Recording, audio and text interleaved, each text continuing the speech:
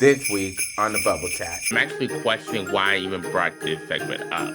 You know, it's Christmas, we're doing a college theme show, and I really wanted this episode to be as joyful as possible.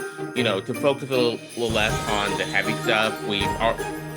Already have the tragedy that Brown University and the horrific events in Sydney that we'll need to address in a later, excuse me, that we'll need to later to address in a later, more focused discussion, maybe around the new year. But this story in particular, That is a scheme that side set up.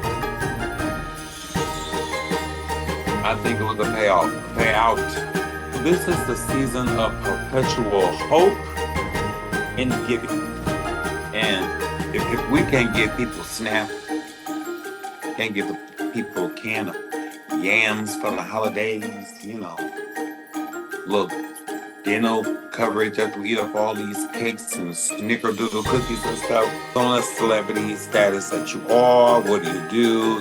Some people need the clout in the tabloids and the coverage of their relationships to make their own careers more prevalent or relevant, however which way you want to look at it. Nikki is paying for a pardon for Mr. Petty.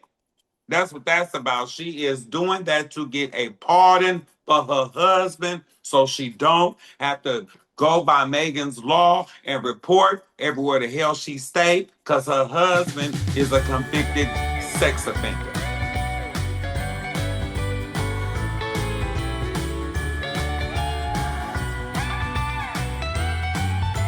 It's beginning to look a lot like Christmas. And guess what? The most anticipated day of the year is practically here. Welcome back to the Bubble Chat, the place where we dish the stress, dive deep into the very best, and occasionally the most bonkers bits of conversations. Right now, the world is a beautiful blur of twinkle lights, last minute shopping panic, and the undeniable aroma of gingerbread cookies. With Christmas Day less than a week away, we are fully immersed in holiday headquarters. We're talking about everything from the magic of the first snowball to the epic battle of trying to assemble that one impossible toy on Christmas Eve. this week we're sharing our own personal holiday survival guides. You know these tips and tricks for navigating awkward family gatherings, perfecting that sticky toffee pudding recipe, and maybe just maybe finding a moment of peace and quiet amid the glorious chaos.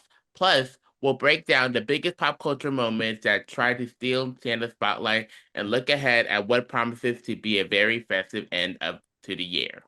So throw on your warmest, fuzziest socks, top off that cup of cocoa, and settle in. It's time to find out what's truly trending beneath the mistletoe. This is the Bubble Chat, and it's time to unwrap this week's discussion.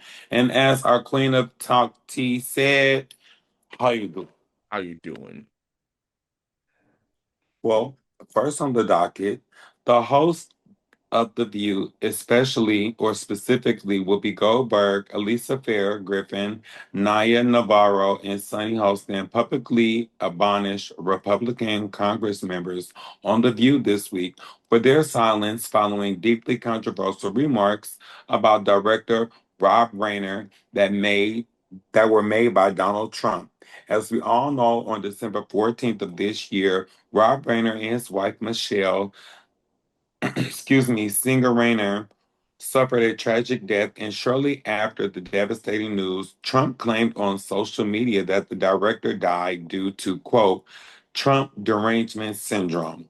Whoopi made it clear that she saw no justification for those comments, and she specifically called out those clear that she saw, no, I'm sorry, excuse me.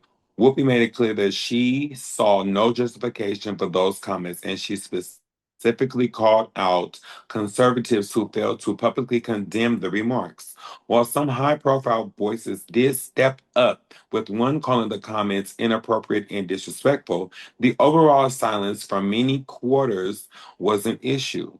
Whoopi even spoke directly to Trump, saying those double down comments were bad for the country. Given that we are supposed to focus on goodwill and basic human kindness this week, What does that kind of pervasive political silence or even lack of common courtesy during a family tragedy say about the current state of our national discourse? You know, I need to be honest with you all. I'm actually questioning why I even brought this segment up.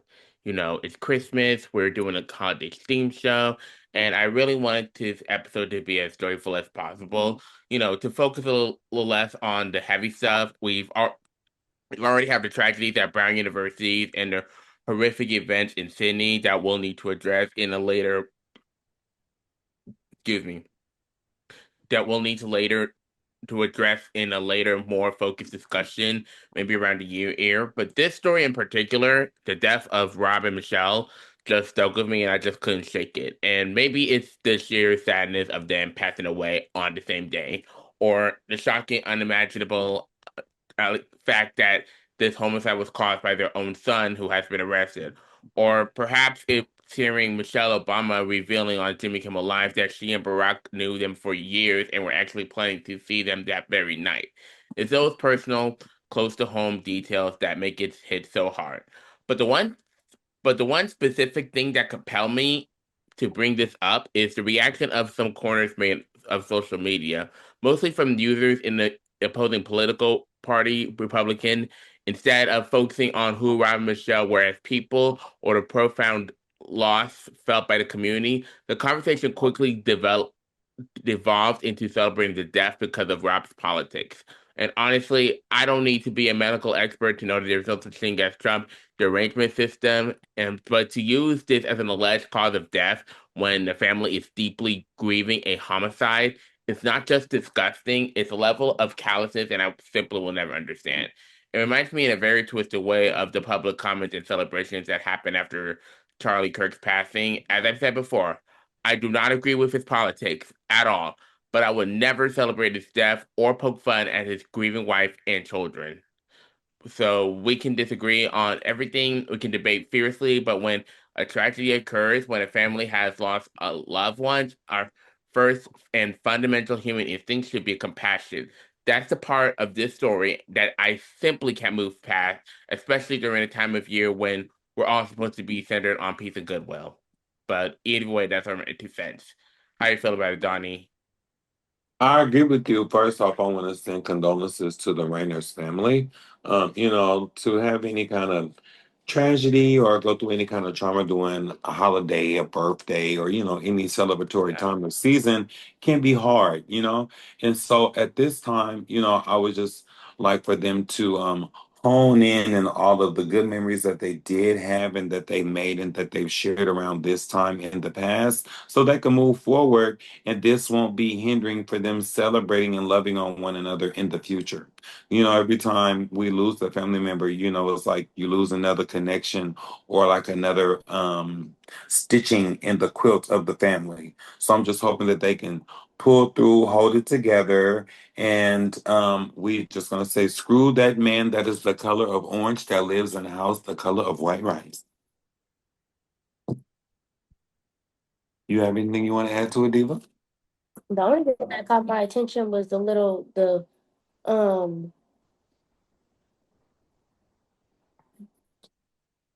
Trump derangement syndrome. That didn't make sense to me. It doesn't even make sense to me either, honestly. Well, moving forward from political to sports entertainment, as we look at the final in-ring match of WWE icon John Cena. Cena's career spanning over 2 decades came to a definitive close this past week at Saturday night's main event, where he faced the dominant ring general Gunther. Now, a retirement match usually means a heroic send-off, but this was anything but easy. After a brutal 23-minute marathon, Gunther locked in his submission hold, the Gorgia clutch. I hope I said that right. And in a moment that truly stunned the WWE universe, John Cena tapped out. Why is it such a big deal? Because John Cena hadn't submitted in a match in over 20 years. He was the man whose entire philosophy was never give up. To to have his final moment be a mission loss felt brutal and definitive. The result immediately sparked fan fury with loud chants of, and I quote, "You messed up," aimed at WWE management. Did John Legacy requires him to go out with a victory, or was him chosen to tap out and elevate a new generation sticking to the unwritten rule of the business actually the perfect, if heartbreaking, final act for a man whose personal mantra was at always about being selfless? You don't read the red part. Oh no. That is a scheme that side set up. I think it was a payoff, a payout. It was a payout.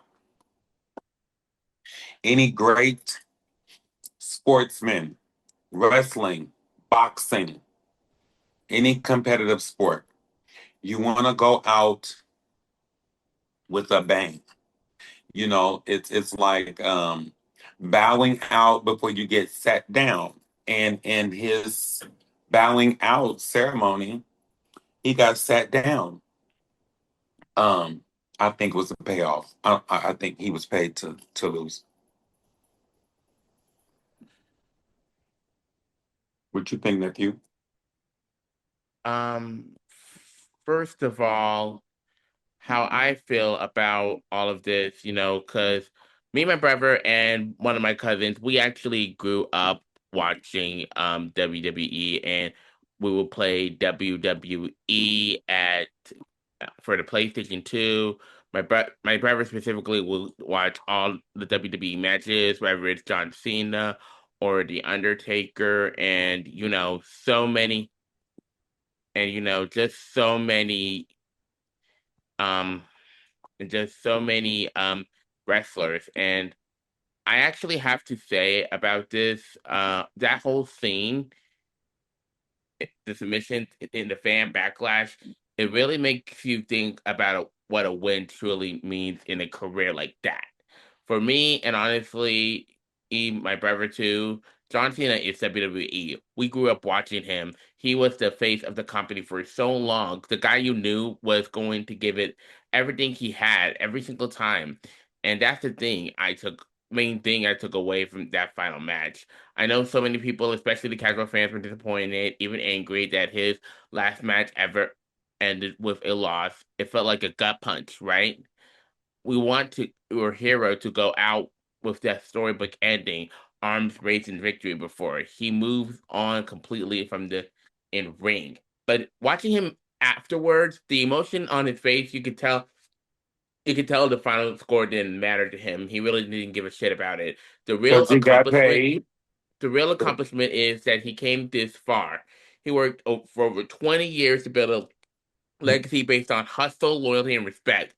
He even he main evented WrestleManias, made more wishes come true for the Make a Wish Foundation that and anyone else, and help propel the industry into the mainstream.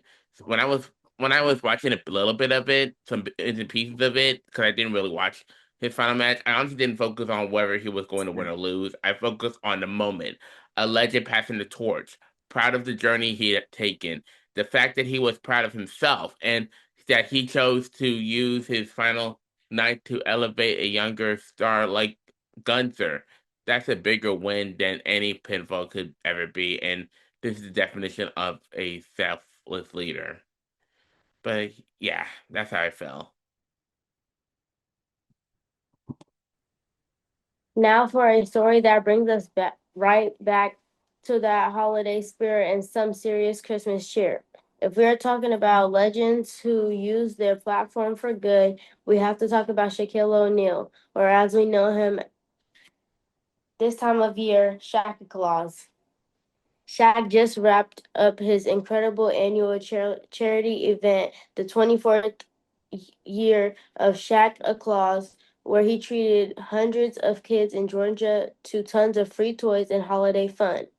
But the big man isn't satisfied just doing it locally. He told TMZ Sports that he has a huge new mission for the holidays, taking the event nationwide. Shaq wants to bring the Shaka Claus spirit to all 50 states, rebranding it as a massive Shakathon. His plan to pull off this logistical holiday feat, he wants to call up 50 of my biggest friends to take care of the events in their home states, creating a powerful celebrity fueled chain of giving across America. Shaq is leveraging his fame and the fame of his friends for pure massive scale charity. Does seeing a plan this ambitious, a 50-state holiday shackathon shift your view on celebrity charity? Most definitely. I was going Yeah. to say the president needs to take a note. Some Republicans need to take a note. I mean, Democrats too. But, this is the season of perpetual hope and giving. And if we can't give people SNAP, can't give the people a can of yams for the holidays, look, dinner coverage after we eat up all these cakes and snickerdoodle cookies and stuff, then what are we really made of? What are we really made of? We're just spoiled rotten. I think that we all could take some time out and give something, whether if it's just a nice compliment or even a hug to someone who may be a little bit less fortunate or having a harder time than yourself. Yeah, this is such a fantastic story, and it's the perfect to head final into the final days before Christmas. And I also just wanted to stop and give Shaq his flowers for a moment. What he's doing, taking that kind of celebrity platform and aiming for a massive 50-stage Shackathon for kids who need it. That is the very best of humanity.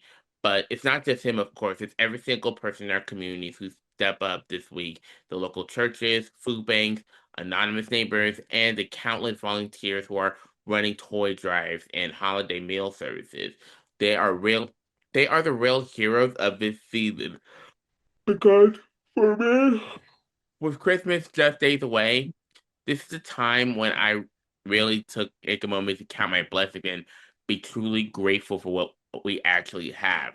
It's easy to get caught up in the commercial frenzy of the holidays.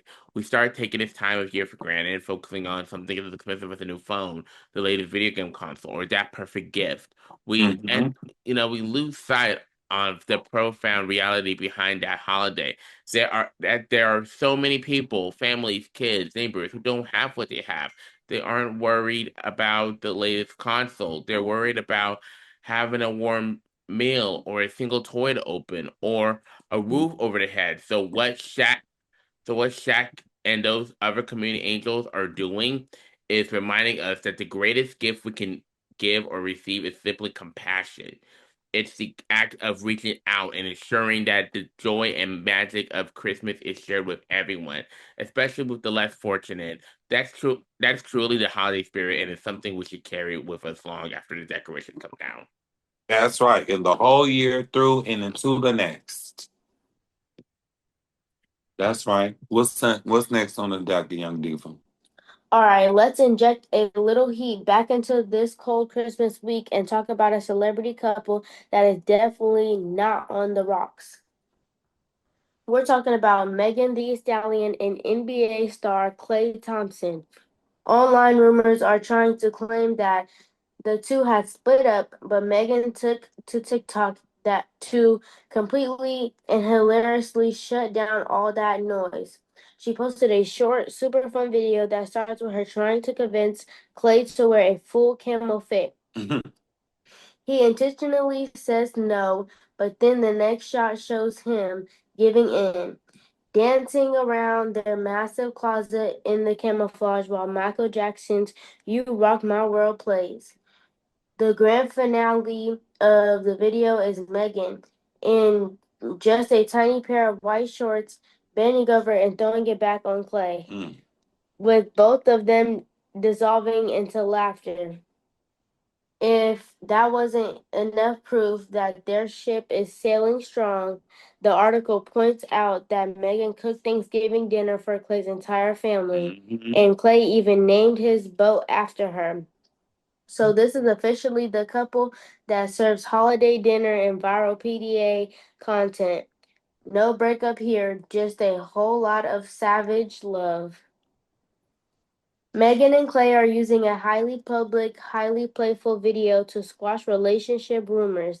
Do you think this kind of proof of love, TikTok is the new standard of celebrity couples fighting speculation, or would you prefer celebrities just ignore the internet noise?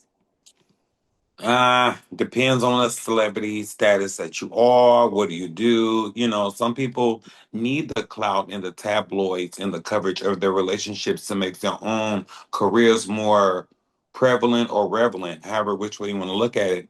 I'm happy for Clay. I'm happy for Megan. A lot, you know, I love love. You know, I hope that they don't fall into the hoopla of social media gambits and all that. But just like Sierra and her husband, and Cardi and her boo, and Taylor and her man, I'm down for the stallion and the player. I'm down for the stallion and the player. You know, I'm glad we're talking about this because it reminds me of something I saw recently that really opened my eyes. When I first came across a video about Meghan and Kelly, I honestly didn't believe it. I hadn't caught up with the news, and I couldn't even find a single reliable source to back up the rumors. It felt off. You get what I mean? It reminded me of a Mhm. situation that legal expert Faith Jenkins, known for being a judge on her show Virtual Justice, and her husband and Kenny Lattimore recently went Mhm. through. They had to release a video because they were being hit with a wave of fake news claiming that they were filing for divorce, which we obviously know it was completely false. But the videos were everywhere, misinformation designed to look like breaking news. You know, Faith and Kenny did a deep dive into this, and what they found was chilling. These videos, the thumbnails, and even the voices were 100% AI generated. They even filed a lawsuit against those creators, and Faith mentioned a detail that really stuck with me. These YouTube channels claim to be based in the United States to gain trust, but her investigation traced them back to the users being based abroad, specifically in Pakistan. They were running a coordinated network of channels using AI to churn out monetized defamation. It wasn't about the truth. It was about the likes, clout, and profit. They use essentialized fake stories because they know people will click on them. I'm gonna link in the I'm gonna link Faith and Kenny's breakdown in the show notes because they explain this so thoroughly. So when you get a chance, go ahead and check it out because it is a huge wake up call for all of us, whether it's Megan or Clay or Judge Faith or and Kenny. We have to be careful about what we consume in this era because in this era of AI flop, it if its story feels sensational and there isn't a reputable source attached to it, there's a good chance it was manufactured just to steal your attention. That's right. That's right. Young Diva, D. Steve, may I add that I love your little ears, your snowman ears. Yes. It's the most wonderful time of the year. But just when you thought the digital feud with Governor Gavin Newsom was the peak of the headlines this week, it took a very surreal turn this past Sunday. Child, why the hell Nicki Minaj had made a special appearance at the Turning Point USA's America Fest in Phoenix, walking out hand in hand with Erica Kirk, the widow of the organization's founder, Charlie Kirk. The two sat down for a 15-minute conversation that covered everything from traditional gender roles to Nikki's newfound support for the Trump administration. But the moment that has the entire internet talking and cringing was an awkward verbal slip. While trying to encourage young men to look up to the current administration, Nikki referred to the Vice President, J.D. Vance, as, I quote, the assassin. You mad at that? The room went quiet for a moment. You would have to remember the context. This event was materializing, was memorializing Charlie Kirk, who was tragically assassinated just a few months back in September.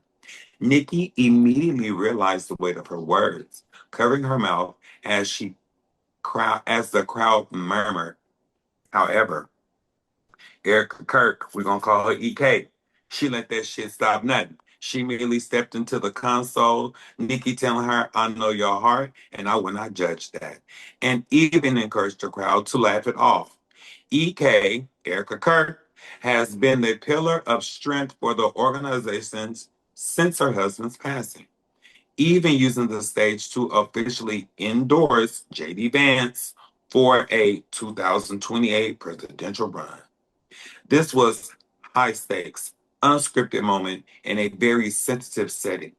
Do you think EK, Erica Kirk's graceful handling of the assassin comment helped humanize the political stage?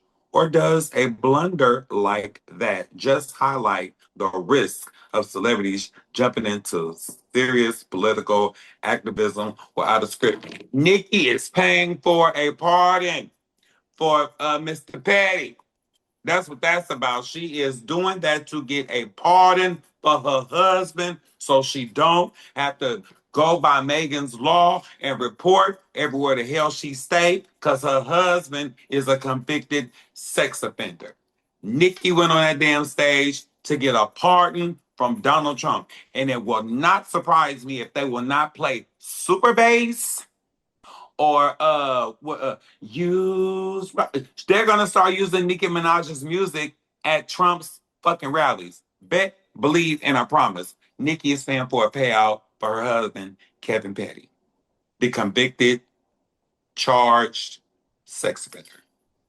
I want to pivot for a second and talk about Nikki herself, but honestly, not about her politics. Because the truth of it is, whether she supports Trump, whether she's at America Fest, or who she voted for, it's really none of my business. We all have that right. I'm speaking strictly on character and the patterns we've seen over the years. So when you look at Nikki's history, it feels like this constant cycle. A feud starts, it gets personal, and then we get a diss track. We saw it with Bigfoot when she released that track and gave that monologue at the end. It was shocking. To mention the incident between Megan and Tori to bring up the loss of her mother, it's just hit different. I remember when they were collaborating with Ty Dolla $ign and going live together, spilling tea and talking about their chemistry to see a friendship go from that to this, it, it's just a mess. And look, and it's the same thing with the Cardi beef or anyone else she's gone head to head with for that matter. I want to be 100% clear. I'm not on Nicki's side. I'm not on Cardi's side. I'm really not on anyone's side.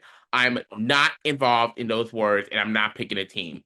Now, regarding the politics, which again, I can't control whether people keep listening to her music or not after finding out about what Nikki said in that conference. I've seen the videos. I've seen some creators saying that they're sticking by her no matter what, and others saying they've officially lost a fan of her. She's officially lost a fan in them. And I've even seen, from what I know, the boycott Nicki Minaj hashtag starting to trend out. I don't know for sure. And I also don't know if more or if her current or former fans are going to speak out, or if the artists she's been friends with are going to start throwing shade or distancing themselves. It just feels like a very messy situation. And let me be plain about where I stand personally. Do I support Trump? No. Did I vote for him? No. Do I like him? No. Do I agree with these executive orders, like that big beautiful bill? Absolutely not. I don't stand with his platform. But as far as Nicki Minaj being a Trump supporter, the user said it, the research said it, not me. I don't get into the business of criticizing someone just for their view. I'm just going to agree where I agree and disagree where I disagree. Period and point blank. So I'm just curious to know, how do you feel about it, Young Diva? Because you look kind of interested in this. I mean, I'm not a Trump fan either. I wasn't expecting Nicki Minaj to be a Trump fan.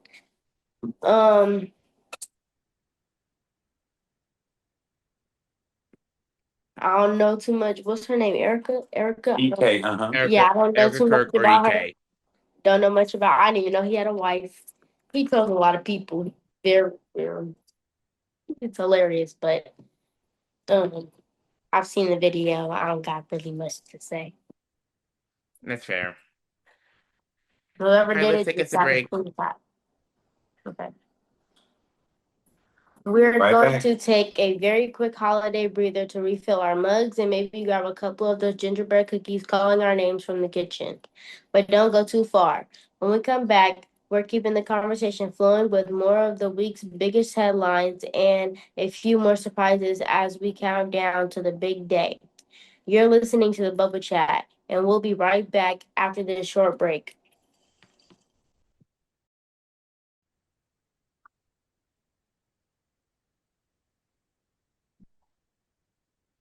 Oh, am I, Yeah.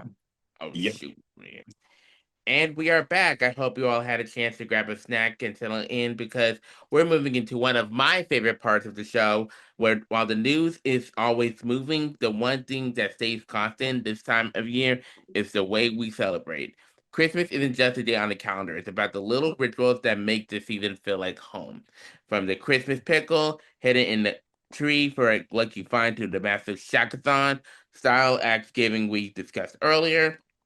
Everyone has that one thing they have to do. Maybe for you, it's the annual battle of the gingerbread houses or that one specific movie you know, the one you've seen 50 times, maybe more, but still watch in your matching pajamas every Christmas Eve.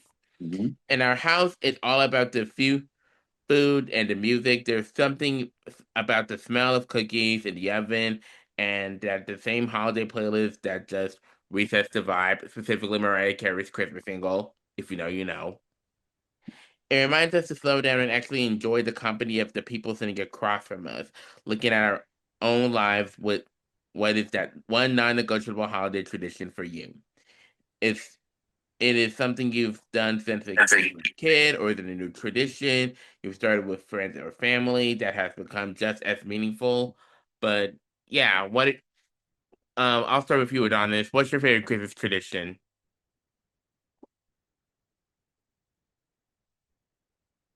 And Christmas songs. I love like original Christmas music. So, of course, the classic All I Want for Christmas Is You by Mariah Carey. And then we have classics like Kim and Patti LaBelle and Ronald Isley, Jesus. If You Would Imagine a King from the Preacher's Wife soundtrack by Whitney Houston.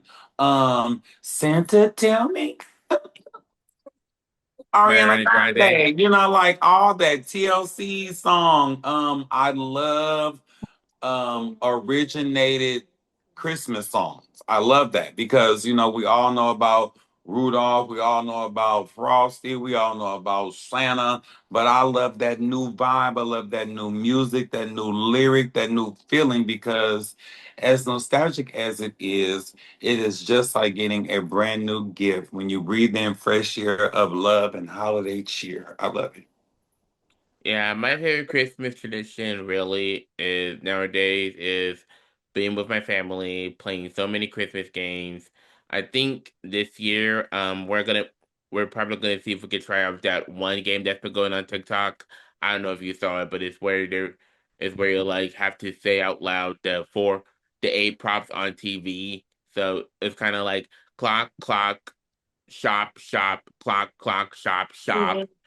Mm. So we're probably gonna try out that trend and also what I and nowadays especially since we've reached 5 years during the pandemic, my favorite Christmas tradition is just being with my family and just really enjoying what I can get because when I was a kid, I was excited for Christmas. I cannot tell you how excited I was to get up, let my mom know that it's Christmas, and look at these all of these presents on this tree, and I was like so ready because like I felt because like and at the time I believed in Santa Claus. I kind of Mhm. still do. And he was like it was just so amazing. Like but now growing up, I just enjoy this time with, my family. It kind of like how I do for Thanksgiving. So Yeah, that's my favorite Christmas tradition. Do you That's have right. any favorite traditions, Young Diva, or you're all the above? Yeah, pretty much everything. Hanging out with family, watching movies. My favorite Christmas movie to watch is Almost Christmas. I Oh pretty yeah, much know every line, especially the one. Yeah, the crazy part. I think I know what you're talking about. Yeah, and the tradition my dad started with my family is every year we go shopping for a new ornament for yourself That's right. or for the other family member. And I also want to add to my favorite Christmas movie. Oh my God, there are so many, but one of them would have to probably be Almost Christmas because I will never forget like watching that one part where Kimberly was aiming a gun at her husband, and I remembered laughing so hard at that movie theaters during this whole time. I've had that gun, and Monique was the one who really started cracking me up. You know, and I think the other one would be, and I think a couple of them would be Love Actually. You probably never heard of that movie, but Love Actually is a film that was actually made in the UK, they also released it in the US. I watched a little bit of it, and I enjoyed it too. And there's this one Christmas movie that is on the top of my head, but and the tip of my tongue, but I don't really know what it is. Oh yeah, but I remember my favorite Christmas movie as a kid was Mickey's Once Upon a Christmas and Mickey's Twice Upon a Christmas.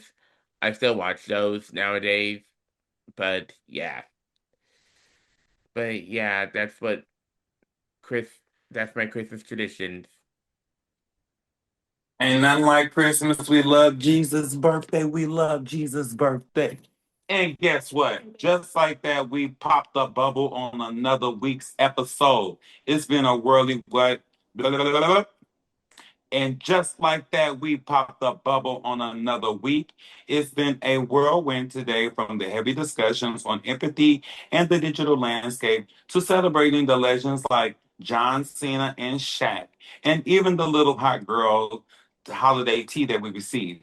But through it all, the theme that keeps coming back to us this week is all about connection.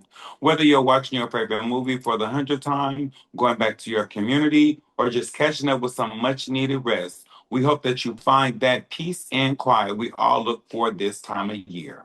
As we head into Christmas, remember to count those blessings, hold your loved ones closer, and maybe, just maybe, log off social media for a couple of hours to enjoy the reality right in front of you. We'll be taking a break to enjoy the festivities ourselves, but we will be back before you know it to bring in the new year with more deep dives and honest conversations. So, from all of us here at The Bubble Chat, we wish you a very Merry Christmas, a happy holiday, and a safe, joyful week ahead. Stay cozy, stay kind, and we'll see you in the next year, right here on a Bubble Chat. Merry Christmas, everyone. Merry Christmas I- and a so happy cute new there. year.